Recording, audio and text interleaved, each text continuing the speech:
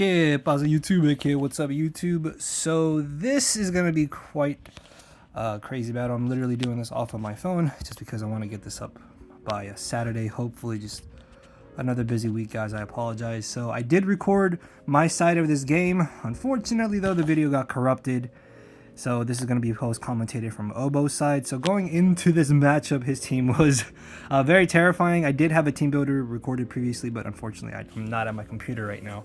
But yeah, I'll leave what I brought down in the description so you guys can know the sets that I'm running here. So looking at the matchup here, I was really surprised to see that he had brought the Cyclezar and the Bramble-Ghast. Those are probably like the two least Pokemon I was expecting going into this matchup. Though regardless of what he brought, I didn't necessarily want to bring my A game, so I kind of just threw something together and ran it by the front office homies, and they were like, yeah, that's good enough. So we're already a minute into this. I apologize. This is already sped up twice the speed. So I let off Aloe because I figured it was a pretty good just blanket lead against everything that he wanted to lead with, as he lit off with Urshifu. I'm pretty sure he was Adamant because I checked the calcs, and Adamant got the roll of the amount of damage that he did to me, and Jolly did not. So I'm pretty sure that he was Scarfed Urshifu at least, as he then U-turns into the Bramble-Ghast as I flip turn into Thundurus. Unfortunately, if you see in the Pokepaste, I am a very bulky AV Thundurus, so we don't quite knock out the Bramble-Ghast, and he is able to get up a layer of spikes,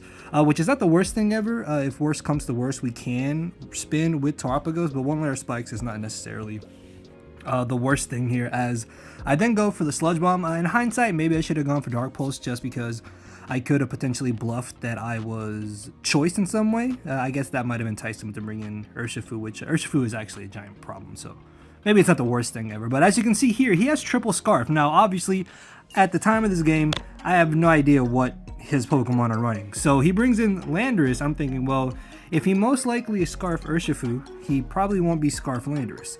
So I'm thinking about just staying in and getting off some damage with the Dark Pulse and just seeing what he wants to do. Or maybe he wanted to get up his Stealth Rocks because he got up a layer of spikes.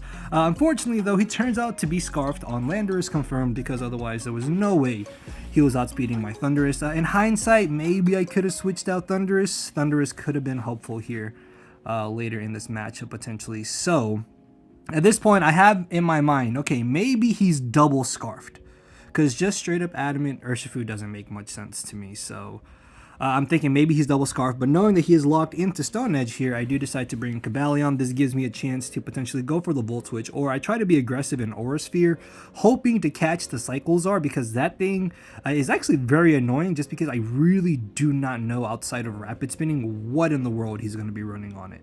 So it could be some weird cheeky like shift gear set for all I know at this point in the game. So he actually hards right into the Jirachi, and I'm trying to figure out what exactly I want to do here. I think I was checking the calcs, and he did turn out to be a bulky variant of Jirachi. So I decided to get on my Stealth Rocks because I do have enough speed to outspeed this. Unless he was a random triple Scarf, then there was no other way he should have outsped me. So he decides to go for the Psychic Noise, which is not a bad option on his end. That's not something I was considering that he would run on the Jirachi, but this is not too bad because here I can try and go for the Volt Switch and just gain momentum. I could also be aggressive and go for the Aura Sphere again, but I figured keeping Cobalion around would be nice, as he makes an excellent play here into the Landorus on my Volt Switch. So this is kind of annoying because I don't necessarily have a good switch into this Landorus, and I don't want my Alomomola to take too much damage. The nice thing though is that I do have the Shucca Berry. We are out of range of even Adamant max attack Landorus, and I'm able to smack him hard with the Steel Beam.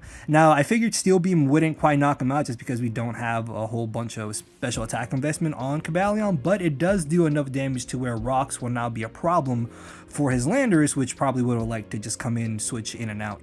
So Rocks are going to play a good role here to deal with this Landorus, which is nice. So knowing that he's locked into Earthquake, I can bring in my OGERPON here, and now I'm thinking, okay, he's gonna bring in a Cyclezar most likely, just because it lives one hit. I don't have Play Rough, and then from there he could outspeed me. So by going for the Trailblaze, I do enough damage to where if I do have Play Rough, I can knock him out. So now he's got to maybe fear me having the Play Rough. Unfortunately, I don't. I have Knockoff as my other move, which I know is a little counterproductive with me having a Roaring Moon in the back, but there's not always a guarantee I'll be able to knock off anyway. So regardless, though, I figure I can knock off here and most likely still tank any one hit that he wants to go for, because I should be able to outspeed him, unless for some reason he is choice scarfed Cyclezar. That's 3 scarfers potentially. At this point, we know Landorus is scarfed.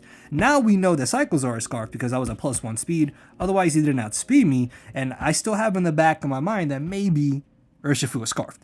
If it's not, then I don't know what it is at this point. So we do some really good damage on the incoming Jirachi. He probably did think I would go for the play rough there. So, I mean, that's a understandable switch in for him. As we do proc the Colbur Berry, we can then go for the Ivy Cudgel and knock him out here. As in comes the Cyclezar again. At this point, he's going to be able to knock me out and outspeed me. So I decide to go ahead and switch out into my Alomomola in hopes that I could try and bait something else in. And knowing Landorus is scarfed, if that does come in, then we get rocks damage off. If Urshifu comes in, we should still tank any hit, and I have play rough, so I can live a hit potentially and then knock him out. Or as you're about to see here, he decides to U-turn and bring in the Iron Moth. Funnily enough, I actually added a bit more Spadef here to my Mon to see what...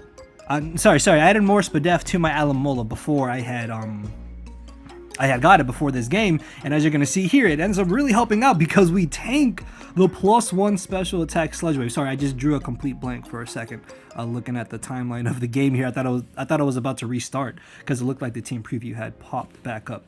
But we're able to flip turn now into our Roaring Moon here. We are booster speed, so we are going to be able to outspeed this Iron Moth, which is amazing, and this is where I wish I had been able to fit a Scale Shot on Roaring Moon. That would have been amazing. Unfortunately, though, it's just 4 move slot syndrome is very, very annoying. So we knock out the Iron Moth. As in comes Cyclezar. We know he's scarfed.